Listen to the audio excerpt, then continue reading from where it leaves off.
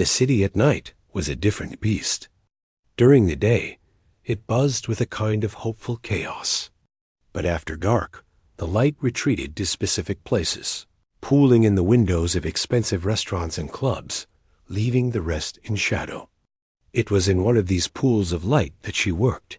Her name was Elena, and the clock had just ticked past 8 p.m., which meant her day shift at the county hospital was over. And her night shift at the Viridian Club was just getting started. Her feet, already sore in sensible nursing clogs, now ached in the stiff, polished black flats required by the club. The uniform, a sleek, black dress that hit just below the knee, felt like a costume. It was meant to make her blend into the background, a silent, efficient part of the scenery. That was fine by her. Blending in was the goal. The Viridian wasn't a loud place. Money, real money, didn't need to shout. The noise here was a low murmur of conversation, the soft clink of crystal, the quiet jazz from hidden speakers. The air smelled of old leather, starched linen, and something else, something clean and expensive, like lemons and wealth. The patrons were mostly men, though some powerful women were there too, all dressed in clothes that cost more than Elena's monthly rent. They talked in calm, measured tones about things she only overheard in fragments. Mergers, acquisitions, offshore holdings. Elena moved between the low-lit tables with a tray balanced on her palm. Her mind was a split screen. One part was here, reciting the nightly specials, remembering who ordered the 1996 Bordeaux and who wanted the scotch with no ice. The other part was back in a hospital room, running over the steps for a sterile dressing change, worrying about a patient's lab results. She was a bridge between two worlds that were never supposed to meet. Tonight, her section included Table 7, the best table in the house. It was a semicircular booth in the corner, upholstered in deep burgundy velvet, with a perfect view of the entire room and, more importantly, of the small polished stage where a grand piano sat. Table 7 was reserved, most nights, for one man. His name was Christoph Thorn. Even Elena, who tried hard not to pay attention to the gossip, knew the basics. Tech billionaire. Founder of some company that did something with data clouds. Ruthless in business, famously private, and a known lover of classical music. He was in his late 40s, with sharp, focused features and hair that was going gracefully silver at the temples. He never smiled with his eyes. When he looked at you, it felt like being scanned, assessed for your utility, and then filed away. He was holding court with 3 associates. They weren't laughing. It was more like a debriefing. Thorne spoke softly, and the others leaned in to listen. Elena approached carefully. "Gentlemen, may I bring you another round?" She asked, her voice polite and neutral. Thorne didn't look up from his phone. One of the other men, a younger guy with a nervous energy, waved a hand. 2 more of the Macallan 25, neat. And a glass of the Chateau d'Yquem for Mr. Thorne. He glanced at the boss for confirmation. Thorne gave a slight, almost imperceptible nod. "Right away," Elena said, and slipped back toward the bar. The bar was a sanctuary of controlled chaos. Leo, the veteran bartender, saw her order and gave a low whistle. Table 7 digging deep tonight. The d'Yquem is 800 a glass. "Just pour it, Leo," Elena sighed, rubbing her temple. "I don't want to give him time to change his mind and ask for something even more impossible." She loaded the tray with care, placing the napkins just so, ensuring the glasses were spotless. As she turned, her elbow caught the edge of a wine cooler a busboy was carrying. It was a tiny bump, but it was enough. The tray wobbled violently. The glass of golden dessert wine, the $800 glass, slid like it was on ice. Elena made a desperate, lurching grab for it, her heart in her throat. Her fingertips brushed the stem, but it was too late. The glass hit the lush, patterned carpet with a dull, terrible thud. It didn't shatter. It just lay there on its side, the precious liquid seeping into the wool. Time stopped. The low murmur of the club seemed to swell in her ears. Leo closed his eyes. The busboy looked like he might be sick. "I'm so sorry." Elena breathed, her face hot. "It was an accident. I'll pay for it." The words tasted like ash. Pay for it with what? Her rent money? Her textbooks? "Don't worry about it," Leo said quietly, already moving with a bar towel. "Accidents happen. Get a sparkling water and a fresh glass. Quick." Her hands trembled as she prepared the replacement. She took a few deep breaths, forcing the panic down. It was an accident. They happened. She carried the new tray to table 7, the weight of the mistake making her arms feel heavy. She served the scotches first, then placed the new glass of Chateau d'Yquem carefully in front of Christophe Thorne. "My sincerest apologies for the wait, sir," she said, her voice barely above a whisper. This time he looked up. His eyes were a pale, cool gray. They didn't look angry. They looked curious, like she was a slight error in a spreadsheet he was reviewing. "This isn't the same pour," he stated. It wasn't a question. Elena's mouth went dry. "There was an incident with the first glass, sir. I'm terribly sorry. This is from the same bottle. I watched it poured myself." "An incident," he repeated, letting the word hang. His associates had gone quiet, watching the exchange like a tennis match. "The incident is that I was kept waiting." The experience was interrupted. "I understand, sir.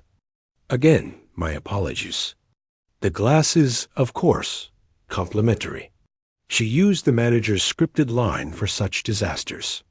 Thorne took a small sip of the new wine, swirled it, and set it down. He didn't look at the glass. He looked at her hands, which were clasped tightly in front of her.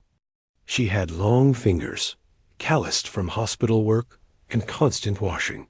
"You have a pianist's hands," he said suddenly. The comment was so unexpected it threw her. "I thank you?" It came out as a question. He gestured with his chin toward the stage, where the grand piano gleamed under a single, lonely spotlight.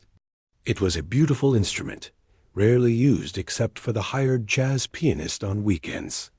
"Play something?" Thorne said. His tone was conversational, but it carried across the table. Elena blinked. "I'm sorry?" "You heard me. You have the hands for it. Go on. Entertain us. Play until I say you can stop."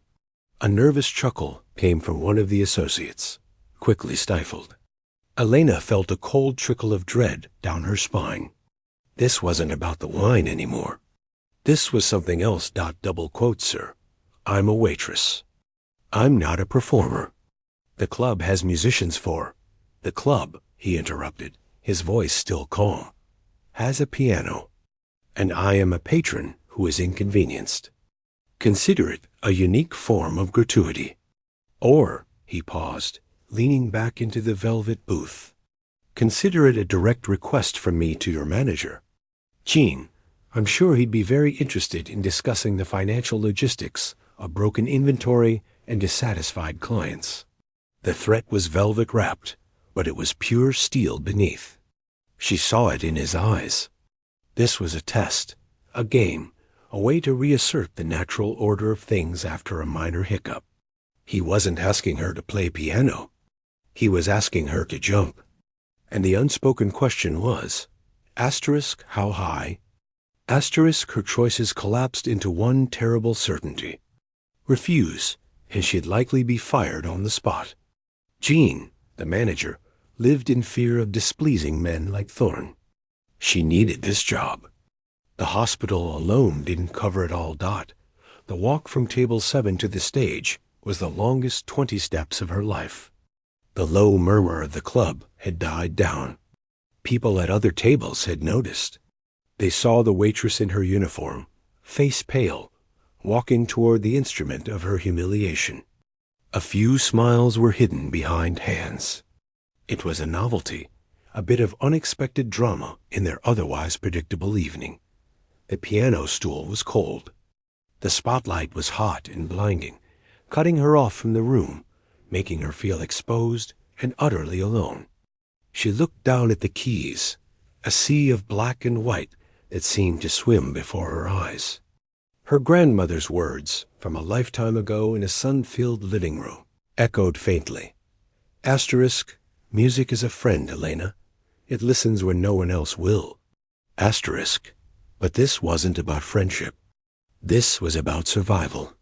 She placed her trembling hands on the cool ivory. She hadn't played in years. What did she even remember? She played a C major scale. It was slow, clumsy, the notes uneven. From the darkness beyond the light, she heard a soft, derisive snort. It might have come from table 7. She flinched, but kept going.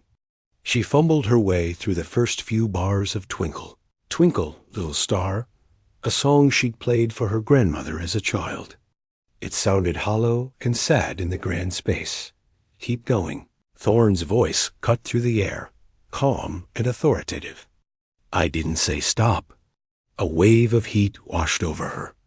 This was the punishment. This was him making his point. She wasn't a person with feelings.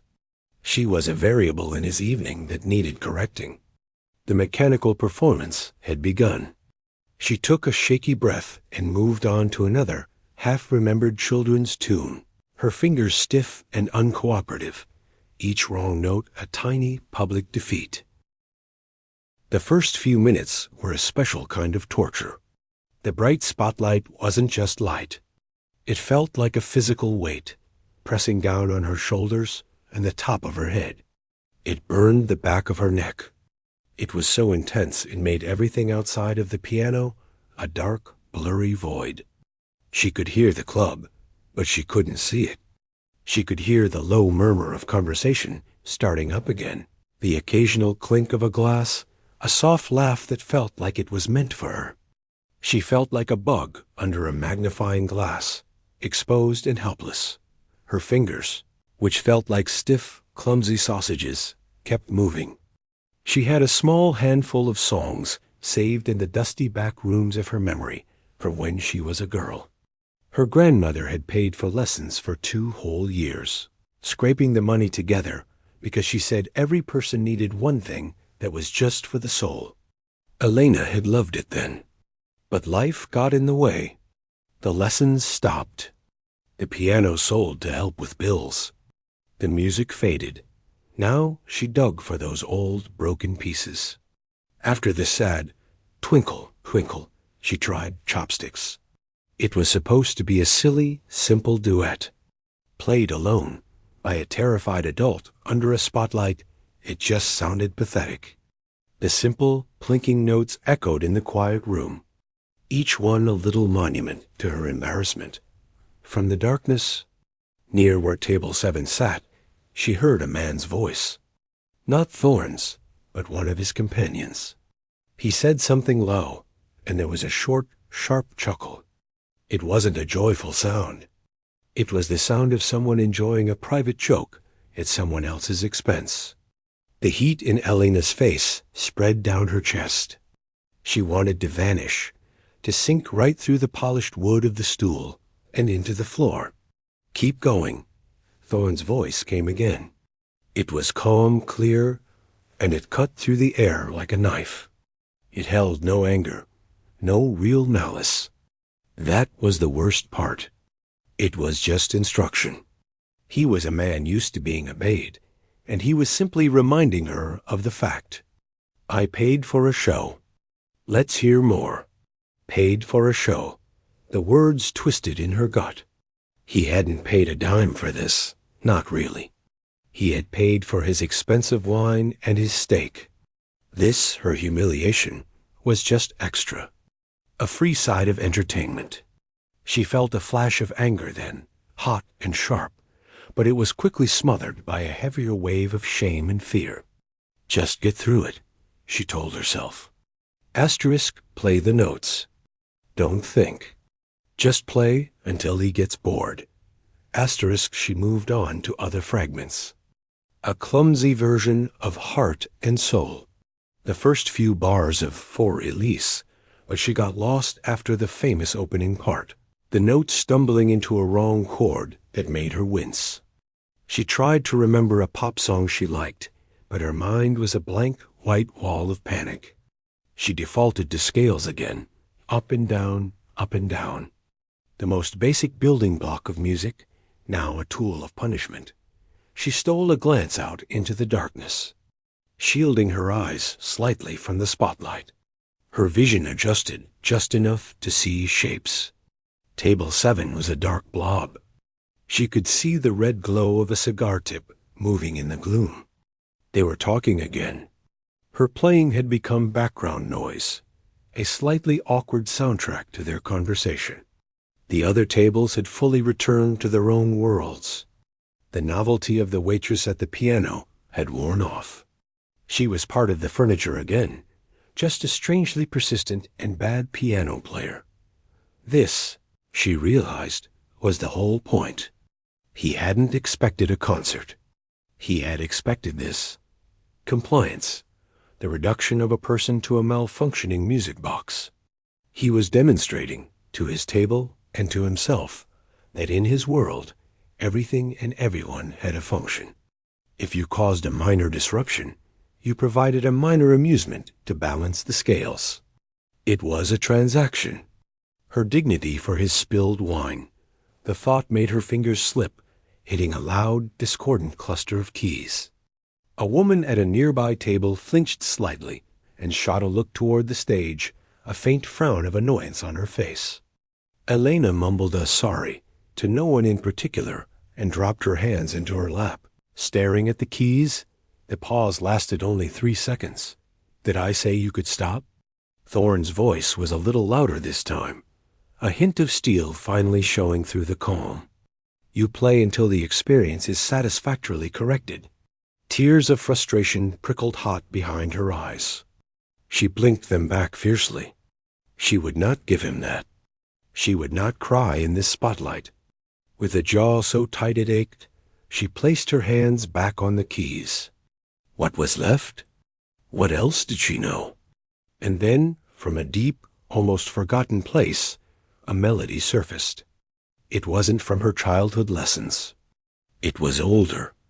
It was a tune her grandmother used to hum while cooking, a sad, beautiful wave of sound that seemed to tell a story without words. Elena had never learned its name. She had never seen it written on sheet music. It was just a series of notes that lived in her heart, connected to the smell of garlic and oregano, to the sound of her grandmother's voice, to a feeling of safety she hadn't known in years. Hesitantly, she began to pick out the melody with one finger on her right hand. It was slow searching. She found a note, then another. A simple, mournful line began to emerge. It was still clumsy, still full of pauses as she tried to remember the next part, but it was different.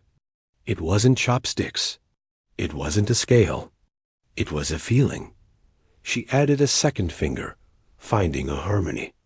The tune was inherently sad, but there was a strength in it too, a resilience. She remembered her grandmother's hands, wrinkled and strong, kneading dough. She remembered her saying, in her thick accent, "In life, you get sour and you get sweet. You have to know how to taste both." Elena played a little louder, her left hand joining in with a few basic chords she guessed at. They weren't technically right, probably, but they felt right. They supported the lonely melody, gave it ground to walk on. For a moment, just a moment, she forgot about the spotlight. She forgot about Table 7.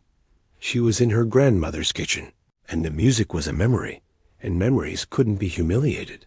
The change was subtle, but she felt it. The room hadn't gone quiet, not yet. But the conversation at the table, closest to the stage, had dipped. They weren't listening intently, but the new, unfamiliar sound had caught their ear for a second. interrupting their flow. It was no longer just background noise. It had a shape, a texture. It had a heart. But the moment broke. She reached the end of the little phrase she remembered, and the melody trailed off, unfinished, like a sentence without a period. She was back in the spotlight, back in the awful present. The murmur of the club rushed back in to fill the space dot from the darkness. Thorne spoke again. His voice was different now. Not sharper, but more curious. What was that? Elena jumped, startled by the direct question. I don't know the name, sir, she said, her voice hoarse from tension and lack of use. It's just something I remember. Play it again, he commanded. And this time, finish it. But she couldn't. That was all she had. That was the end of the memory. She shook her head, even though he probably couldn't see the gesture clearly. I can't. I don't remember more. There was a silence from his table. Then, the sound of his chair scraping back slightly. She could see his silhouette now, standing up. Her heart hammered against her ribs. Was he coming to the stage? Was this where he fired her himself? But he didn't move toward her. He just stood there, a dark shape in the gloom. Then find something you can finish, he said, and his voice had lost its mild curiosity. It was flat, cold, impatient. The game was wearing thin for him. You have 2 more songs in you. Play them. Then you can go back to clearing glasses. The dismissal in his words was the final straw. Something inside Elena, something that had been bending all night, suddenly snapped. It wasn't loud. It was quiet and absolute. The fear didn't leave, but it was joined now by a cold, clear anger. This man had taken her mistake, her apology, and turned it into this circus. He had taken a memory of her grandmother and treated it like a defective product. He had reduced her to a malfunctioning toy. He wanted 2 more songs? Fine, but she would not play Heart and Soul again. She would not plink out another scale dot as he sat back down. Elena turned her whole body on the stool to face the piano squarely. She pushed her shoulders back, took a breath that filled her lungs, and let it out slowly. She looked at her hands, still trembling, but not with fear anymore. With a kind of furious energy. She knew what she had to do. It wouldn't be a song from a child's piano book. It would be a different kind of memory. It was a reckless, insane idea. She hadn't played it in over a decade. It was too hard, way too hard for her. She would fail miserably, and it would be a bigger humiliation than anything so far. But it would be hers. It would be her choice. Not his dot. She spread her fingers over the keys, finding a starting position that was complex, unfamiliar to her muscles. This was no one-finger melody. This required both hands, ready to move. Her heart was pounding a frantic rhythm against her ribs. This was a cliff, and she was about to jump off. She closed her eyes, blocking out the spotlight, the dark room, the man at table 7. For 1 second, there was only the silence and her breath and the ghost of a song she once loved. Then she began to play. The first note was wrong. It was a low, uncertain thud, more of an accident than an intention.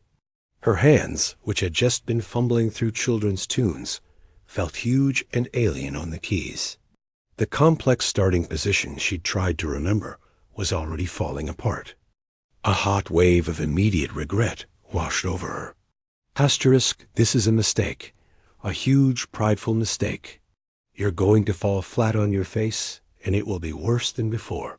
Asterisk, she almost stopped.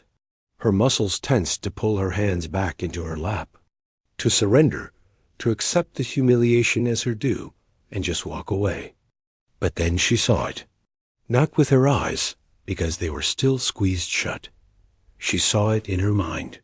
Her grandmother's face, not from the kitchen, but from the old, cracked leather armchair in their living room. It was a Sunday afternoon. The smell of coffee was in the air. A record was spinning on the old player, scratchy and warm. It wasn't music Elena knew then.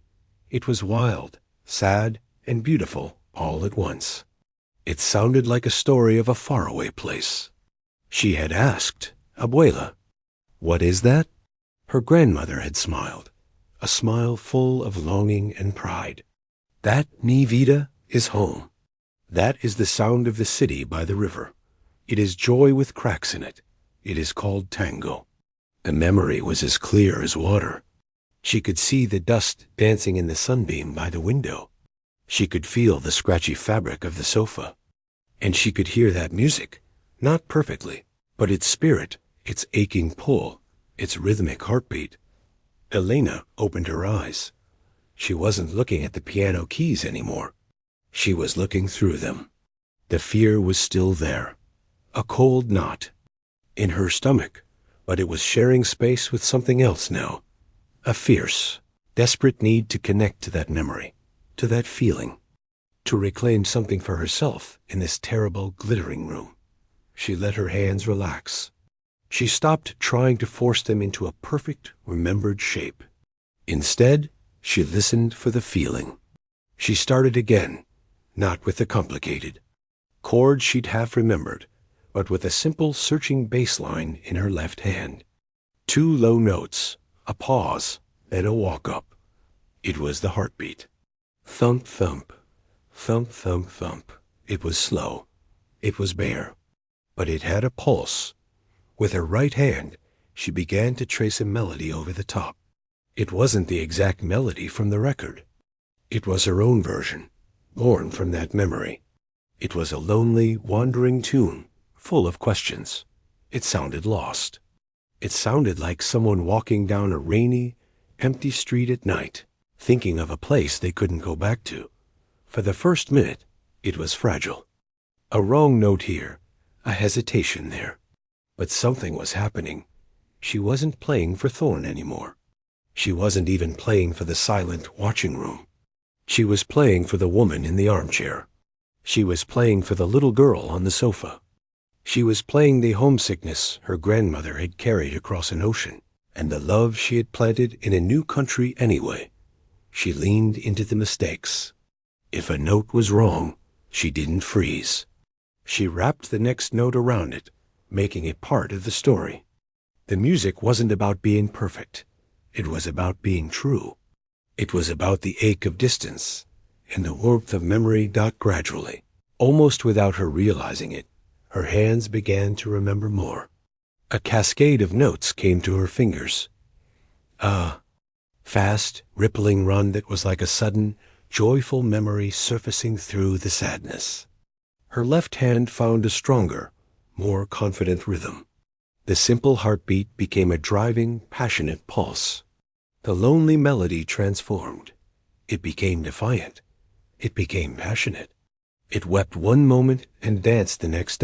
She was no longer thinking. Her body was remembering. Years of abandoned lessons were waking up, not to show off, but to serve this one feeling. Her shoulders swayed slightly with the rhythm. Her head dipped close to the keys as the music grew softer, tender. Then she'd lift her chin, her fingers striking the chords with more force as the emotion swelled. She didn't notice the change in the room at first. She was too far inside the music. But a part of her, the part that was still a waitress in a spotlight, began to sense it. The silence was different. Before, when she'd been playing chopsticks, the silence of the room had been a busy one. It was full of ignored noise, the clinks, the murmurs, the coughs. Now, the silence was deep and complete. It was a listening silence. It had weight. The clinking of glass had stopped. The low hum of conversation had died away, not in a sudden gasp, but in a slow fading, as one person after another stopped talking to listen. The waitstaff near the service doors had frozen, trays in hand, staring at the stage. The bartender had stopped polishing a glass, the cloth motionless in his hand. At table 7, the young associate had been in the middle of making a point, his hands chopping the air. His hands slowly lowered to the table. He didn't finish his sentence. He just turned his head toward the stage. The other man leaned back in his chair, his earlier smirk gone, replaced by a look of confused concentration. This wasn't the awkward show they'd been mildly enjoying. This was something else. Something real. Christoph Thorne was perfectly still. He wasn't looking at Elena with amusement or assessment anymore. He was looking at the piano, at her hands. His face was unreadable, but his body language had changed completely. He was no longer lounging in the booth. He was upright, his forearms resting on the table, his full attention focused on the stage. The cigar in his hand had gone out, forgotten. He didn't blink. Elena rode the wave of the music. It built and built, this story she was telling without words. It was the story of struggle. It was the sound of working 2 jobs until your feet screamed. It was the taste of cheap coffee and the worry over bills. It was the determination to become a nurse, to help people, to make that struggle mean something. It was the memory of her grandmother's hands and the strength they represented. The music reached a peak, a furious, beautiful climax of intertwined notes that seemed to shout with a raw, emotional voice. And then, as suddenly as it had surged, it began to fall away. The rhythm in her left hand softened back to that original, lonely heartbeat. The melody in her right hand became a whisper, a sigh, a farewell dot. It was ending. She was coming back to herself. She could feel the sweat on her brow under the hot light. She could feel the ache in her shoulders and the incredible, alive feeling in her fingertips. The final few notes were the softest of all, just a gentle touching of the keys, like a memory being put carefully back into its box. The last note hung in the air of the utterly silent club. It seemed to vibrate in the space long after her finger had lifted from the key. Helena's hands came to rest gently in her lap. She was breathing heavily, as if she had just run a long way. The spotlight, which had felt like an interrogation lamp, now just felt hot and bright. The silence around her was absolute. It wasn't the silence of boredom or disdain. It was the thick, respectful silence that follows something true. It was the silence of an audience that has been taken somewhere and isn't quite ready to come back. She slowly lifted her head. She looked out. Every face she could see in the gloom was turned toward her. No one was smiling. No one was whispering.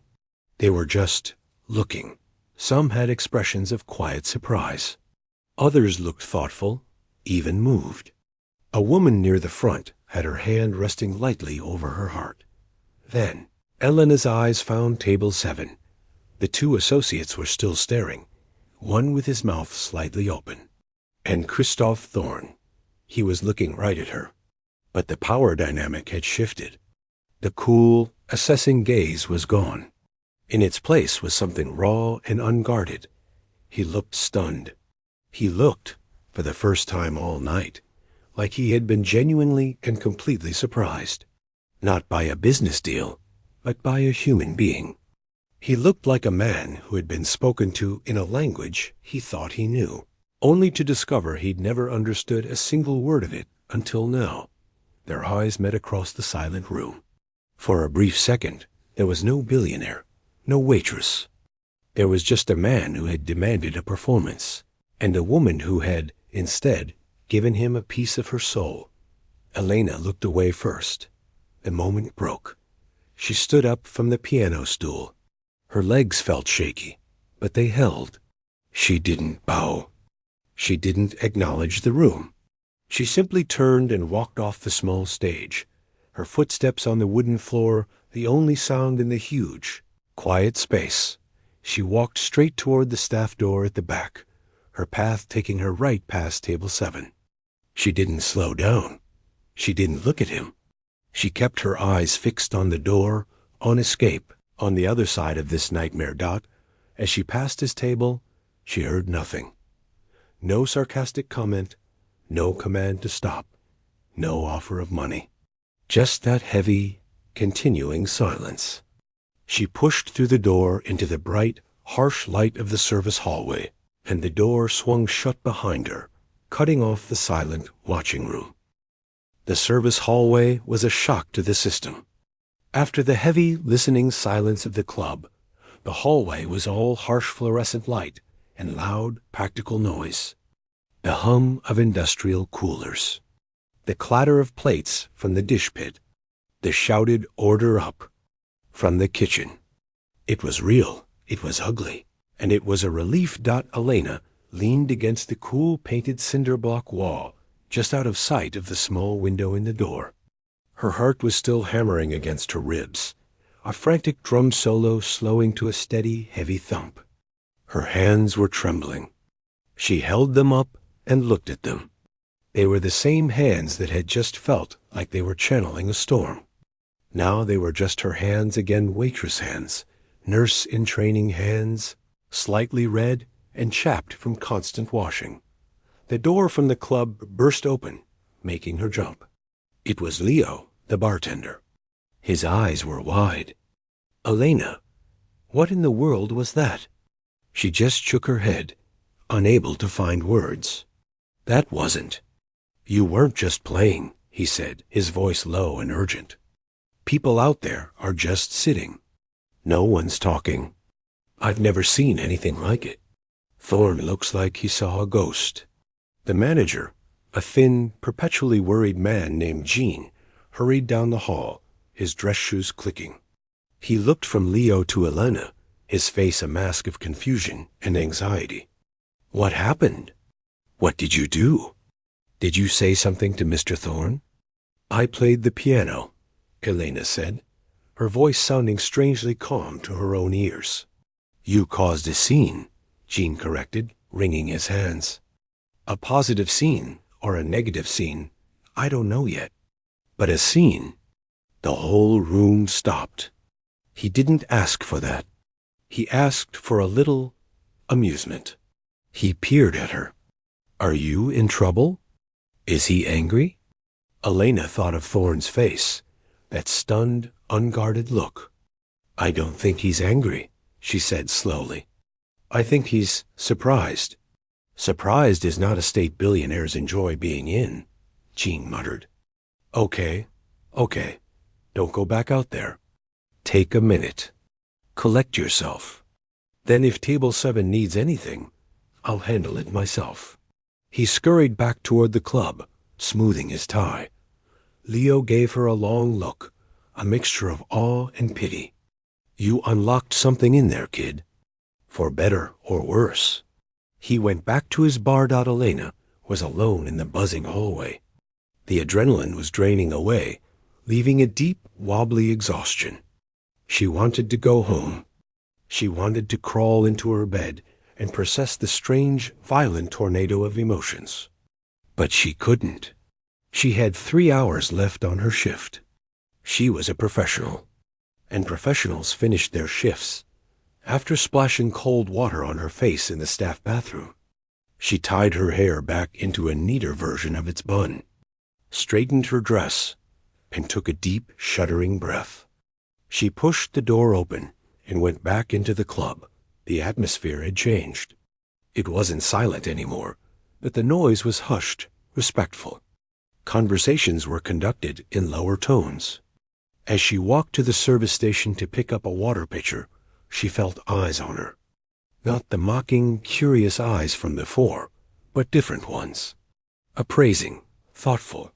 A few people offered her small, brief smiles.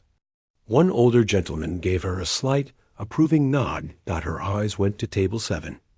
Only the 2 associates remained. They were leaning in, talking intently to each other, their expressions serious. The burgundy velvet booth where Christoph Thorne had been sitting was empty.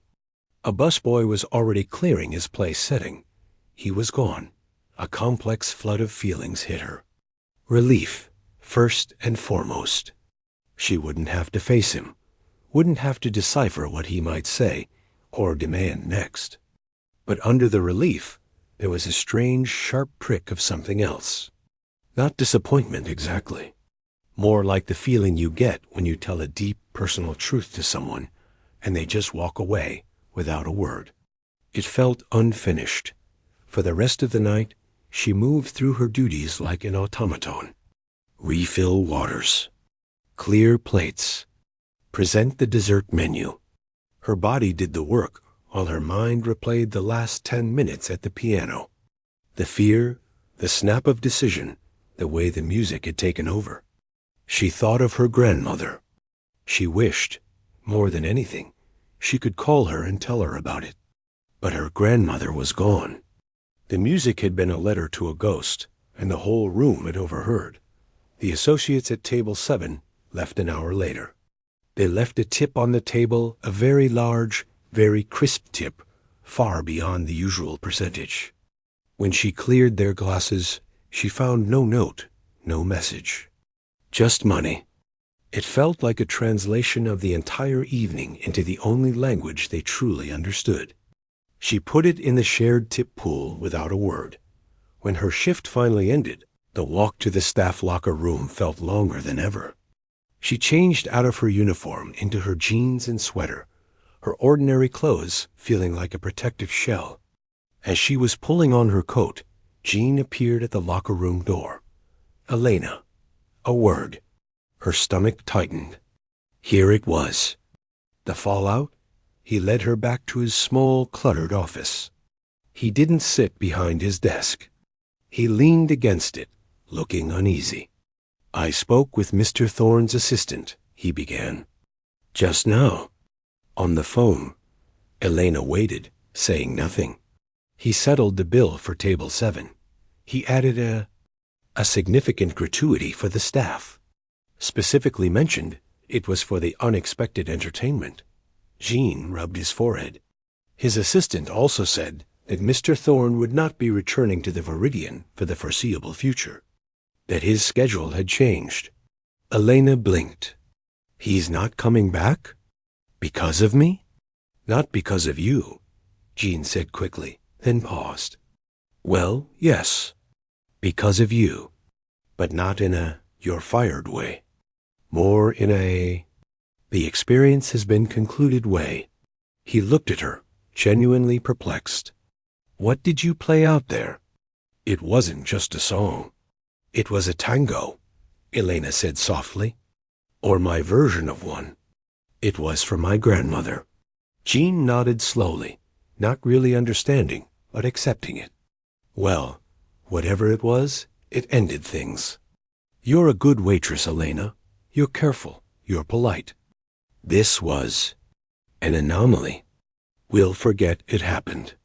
Your job is here, if you want it. He was offering her normalcy. A return to the background, to being part of the scenery. She knew she should be grateful. She needed the job. Thank you, Jean, she said. She walked out of the club into the cold night air. The city sounds welcomed her. The distant wail of a siren, the rumble of a bus, the chatter of people on the sidewalk. Normal life. She started the long walk to the subway station, her thoughts finally settling. He wasn't coming back. The thought circled in her mind. The billionaire, the man who could command a room with a glance, had left because of something she had done. Not because she had defied him, but because she had, in a way, rendered his game meaningless. You can't force someone to be a puppet when they suddenly reveal they have a soul. The power he had exerted, the power of money, of threat, of social position, had melted away in the face of something more real. He hadn't known what to do with that. So he removed himself from the equation. It wasn't a victory, not really. She didn't feel like she had won anything. She felt drained, hollowed out. But she also felt a small, quiet spark in her chest that hadn't been there before. It was the spark of a truth she had forgotten about herself. She was more than the sum of her jobs. She was a granddaughter. She was a person with a history that could pour out of her fingertips if she was brave enough, or desperate enough, to let it dot as she descended the grimy steps into the subway, the smells of stale air and electricity filling her nose. She thought about the piano at the community center near her apartment. It was an old, out-of-tune upright in a dusty room. She used to walk past it and never think twice. Maybe this weekend, she thought, pulling her coat tighter. Maybe she would go in, not to perform for anyone, not to prove a point, just to see if her hands still remembered how to talk, just to say hello to that part of herself and to her grandmother.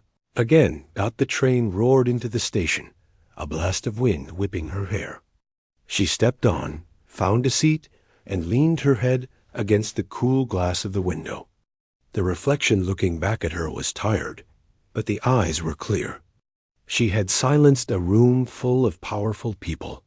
But more importantly, she had finally listened to a voice inside herself that had been whispering for a very long time. And for now, that was enough. The weeks that followed were a return to the rhythm of her life, but the rhythm felt different now. It was like a song she knew by heart, but someone had subtly changed the key. The hard beats were still there, the early mornings at the hospital, the long hours on her feet, the endless studying, the late nights at the Viridian. But underneath it, there was a new resonance. She didn't go to the community center piano that first weekend, or the next. The thought of touching keys again, even in private, brought back the too raw memory of the spotlight and the silence. It felt like poking a bruise. So she focused on her work. At the hospital, she found herself listening more closely, not just to the doctor's instructions, but to the patients, to the worry in their voices, the stories hidden between their symptoms. She held a frail hand with a little more intention. It wasn't just a task.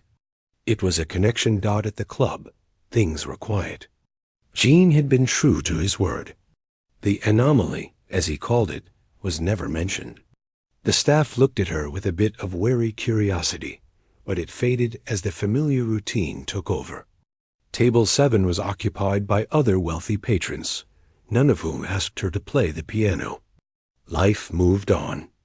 The world of the Viridian and the world of Christoph Vorn seemed to recede like a strange dream, but the dream left a mark. One Tuesday evening, after a particularly grueling day of clinical rotations, she found herself walking not toward her apartment, but down a side street. The community center was a squat brick building with fluorescent lights humming behind foggy windows. She pushed the door open. The lobby was empty except for an elderly man asleep in a chair by a blaring television. She knew the layout from voting here once. She found the small, multi-purpose room. There, in the corner, covered in a fine layer of dust, was the upright piano. It was scarred and old, one of its front legs propped up on a folded magazine. It looked lonely. Elena pulled out the creaky bench and sat. She lifted the fallboard, revealing yellowed keys. A few had chips in them. She pressed middle C. The note was flat, a little dull, and it stuck for a second before sounding. It was about as far from the gleaming, perfect grand at the Viridian as you could get. She didn't play the tango. That still felt too big, too tied to that night. Instead, she played a simple scale, then a basic chord progression. Her fingers were stiff, but they remembered. She played the little, nameless tune her grandmother hummed, the one she'd tried first that night. Here, in this dusty room, it sounded sad and sweet and private. No one was listening. No one was demanding anything. She was playing for the joy of the sound, for the memory, for herself. She came back the next week. And the week after that. It became a ritual. 20 minutes here and there, a small pocket of time that belonged only to her. She didn't think of it as practicing. It was more like visiting a friend at the hospital one afternoon. She was assisting a nurse with an elderly patient, a woman recovering from pneumonia. The woman was anxious, her eyes wide.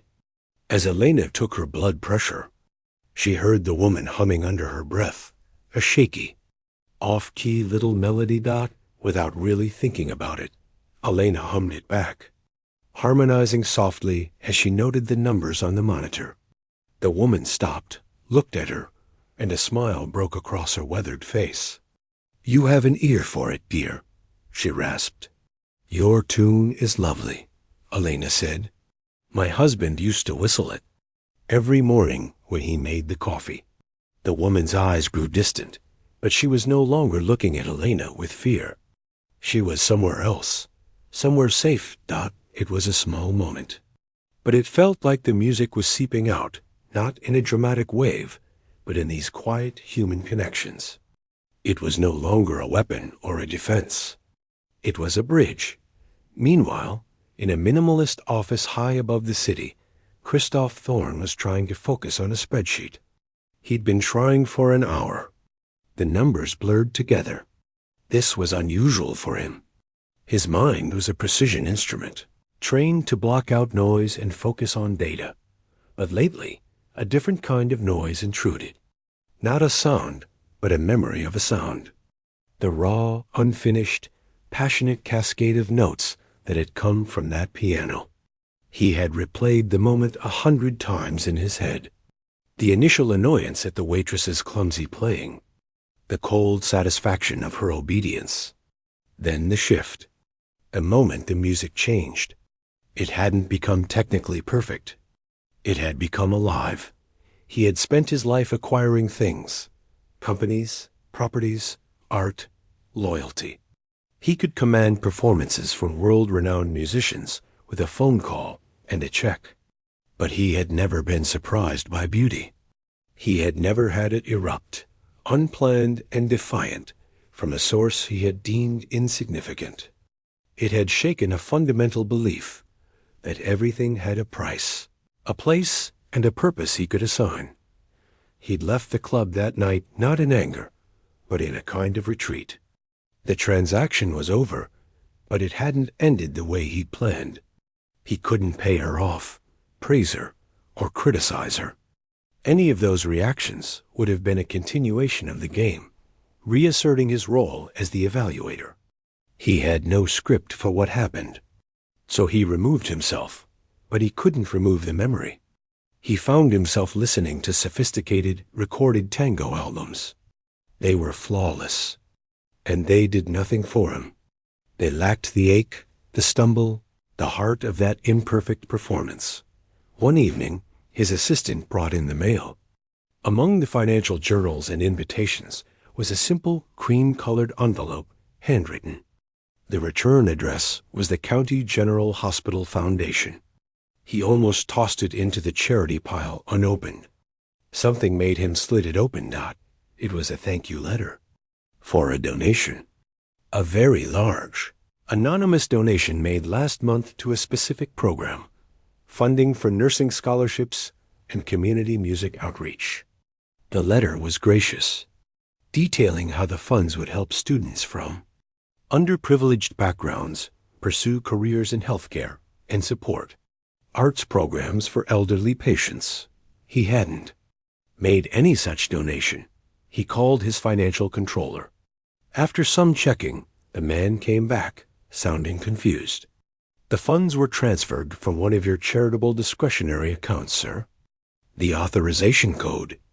It matches your executive signature protocol. But there's no memo, no project file attached to it. It's highly unusual."